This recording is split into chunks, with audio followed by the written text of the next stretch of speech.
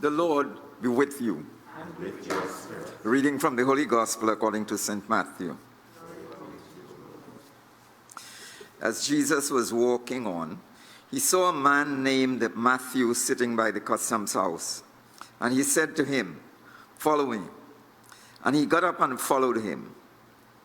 While he was at dinner in the house, it happened that a number of tax collectors and sinners came to sit at the table with Jesus and his disciples. When the Pharisees saw this, they said to his disciples, "Why does your master eat with tax collectors and sinners?" When he heard this, he replied, "It is not the healthy who need the doctor, but the sick. Go and learn the meaning of the words. What I want is mercy, not sacrifice. And indeed, I did not come to call the virtuous, but sinners." The Gospel, the good news of the Lord.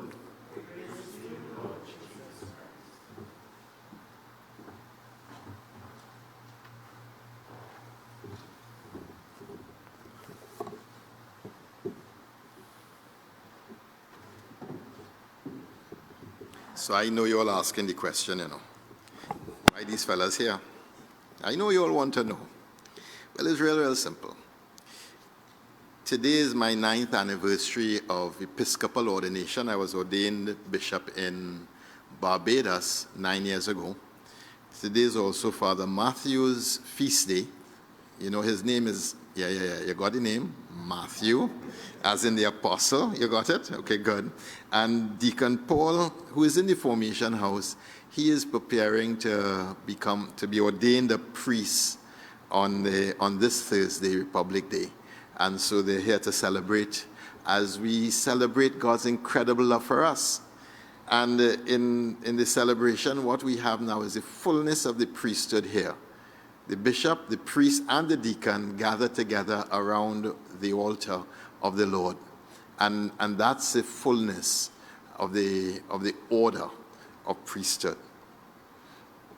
Our reading today of St. Matthew is always something that stirs me very deeply. The gospel reading is one of those seminal texts that, it cuts right to the soul of the Christian tradition. Jesus went out of his way to bring a tax collector into his inner circle. I want you to consider that for a moment. He went out of his way to bring a tax collector into his inner circle. Now, if Jesus had hired an HR firm to outfit his organization, because he was going to build a church and thing, and if he had hired the best headhunters that they had around to find him the right guys to do this task, Matthew would never have even made a list of people being considered. The tax collector in that time is the most outcast. So they would talk about tax collectors and sinners, or prostitutes, tax collectors, and sinners. That's the kind of category you put the tax collector in. Because the tax collector was both unclean because they were handling the coin with the image of Caesar on it constantly, but they were also unclean because they were taking from their countrymen to hand money over to foreign occupation power. But they were also unclean because they didn't just take the money that they were supposed to take. They always added a little bit for themselves, and they were known for being corrupt men. And so Matthew, as a tax collector, had so many strikes against him that you can't even begin to understand how could Jesus dare to bring a man like this into his house, into his 12, into his closest circle. How is that possible?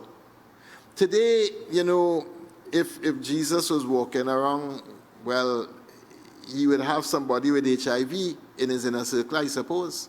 Or you would have somebody who is really a public scandal and someone who was really scandalized people publicly in his inner circle. And that's the shocking dimension of the gospel that we don't often hear and we don't often deal with. Because somehow we have put the gospel down to being a force for civilization and a force for making great gentlemen and great ladies out of Christians, so that the Christian is supposed to be, this noble group of people who are so lily white that they are untouched by anything that is tainted of this world. But that's not how Jesus started, and that's not where he went. So in the calling of Matthew, he's calling a man who is really somebody who is a villain, and somebody who all the prejudice of the society is upon him.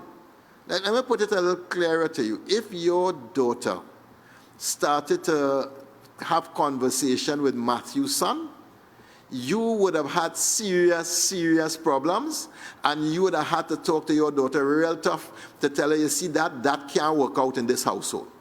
Because the family of Matthew was would have been under such terrible notions of the whole society that for your families to mix up together would have been impossible for you to understand or to accept in any polite society.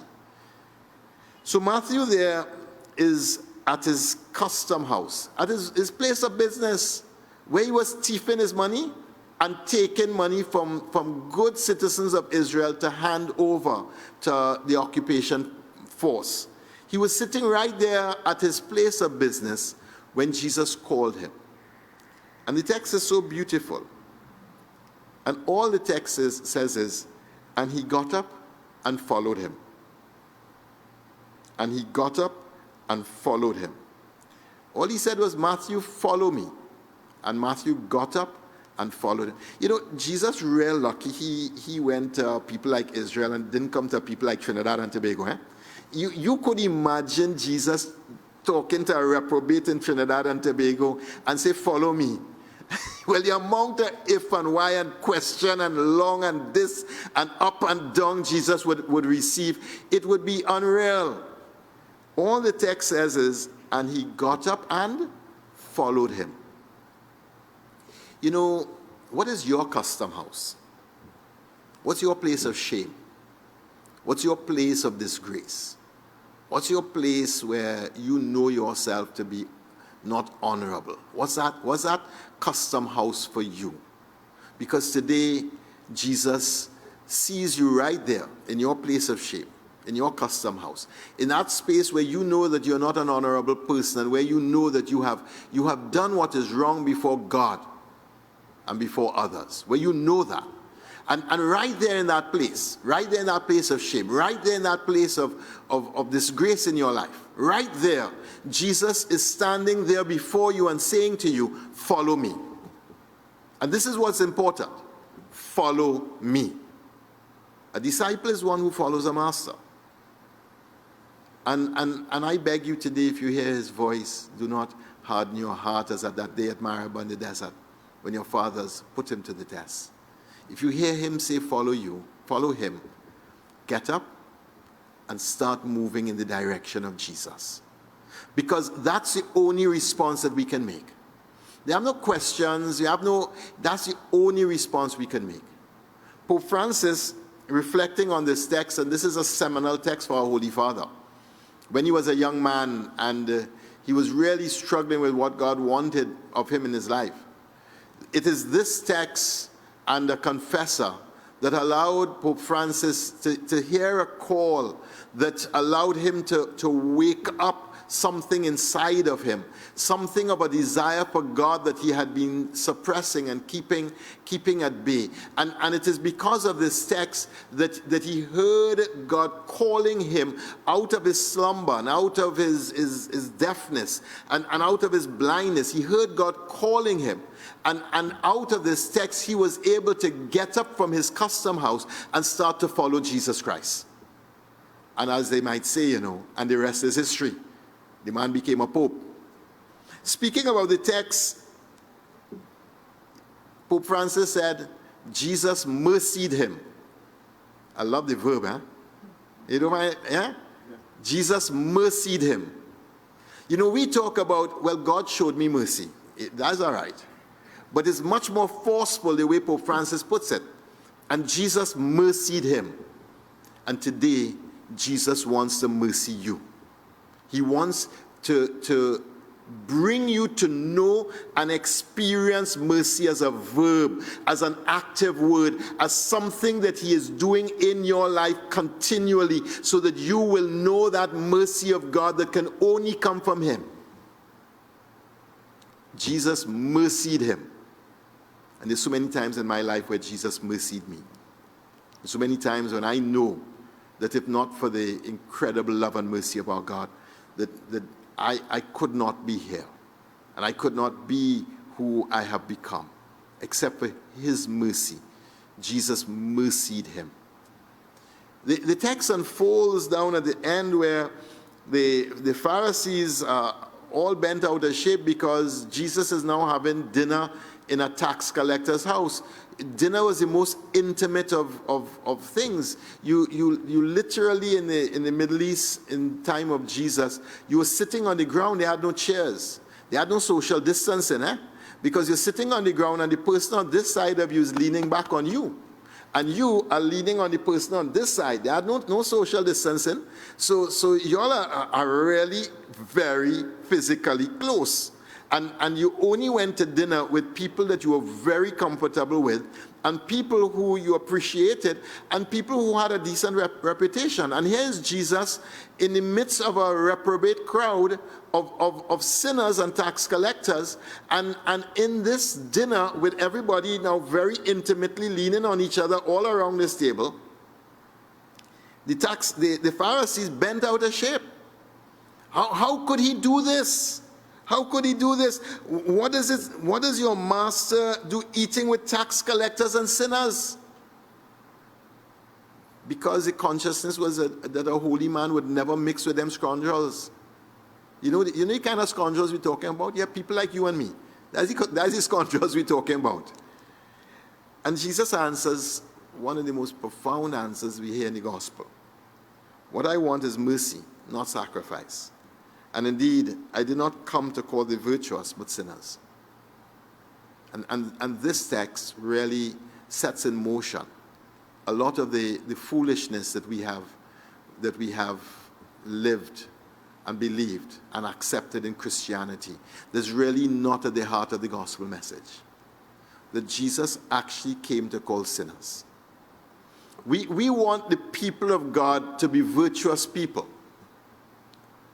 But Jesus actually says, I did not come to call the virtuous, but sinners.